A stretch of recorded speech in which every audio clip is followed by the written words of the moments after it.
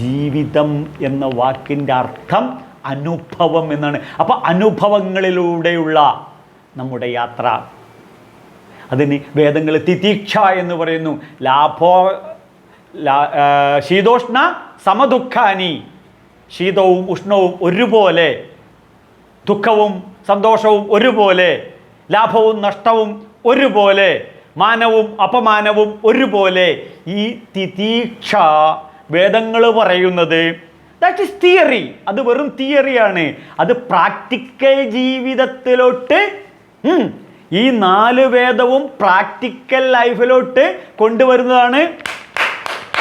ശ്രീശങ്കര ഭഗവത്പാദര് പറയുന്നു, സർവവേദസാര സംഗ്രഹ സംഭൂതമായതുകൊണ്ടാണ് ശ്രീശങ്കര ഭഗവത്പാദര് ഈ ഭഗവത്ഗീതയ്ക്ക് ഭാഷ്യം നൽകി നമ്മളെ അനുഗ്രഹിച്ചിരിക്കുന്നത്. അപ്പൊ സുഖമക്ഷയമശ്നുതേ, ഇത് പറയാനാണ് കൃഷ്ണൻ പൂർണ്ണാവതാരം എടുത്തത്. ഇതാണ് ഈ ഭഗവത്ഗീതയെ യുനെസ്കോ മെമ്മറി ഓഫ് വേൾഡ് രജിസ്റ്ററിൽ പേര് വരാൻ കാരണം. എന്ത്? സുഖമക്ഷയമശ്നുതേ. ആരോടാ പറയുന്നത്?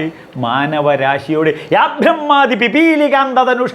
ശങ്കരാചാര്യർ പറയും, അങ്ങ് ബ്രഹ്മാവ് മുതൽ ഇവിടെ പുൽക്കൊടി വരെ, ഉറുമ്പ് വരെയുള്ള സമസ്ത ജീവജാലങ്ങളും സുഖമക്ഷയമശ്നുതേ. എന്താണ് ഈ ശാസ്ത്രമല്ലേ? ദേ, നമ്മളെ കാരണവന്മാർ പഠിപ്പിച്ചില്ല എന്ന് പറഞ്ഞ് നമ്മൾ മുങ്ങരുത് കേട്ടോ. നമ്മൾ പെട്ടെന്ന് ഇത് പഠിക്കണം. എന്തിന്? നമ്മളെ മക്കളെ പഠിപ്പിക്കാൻ. എന്തിന്? നമ്മുടെ മക്കളുടെ ജീവിതം അത് കണ്ടാസ്വദിക്കണം നമ്മൾ.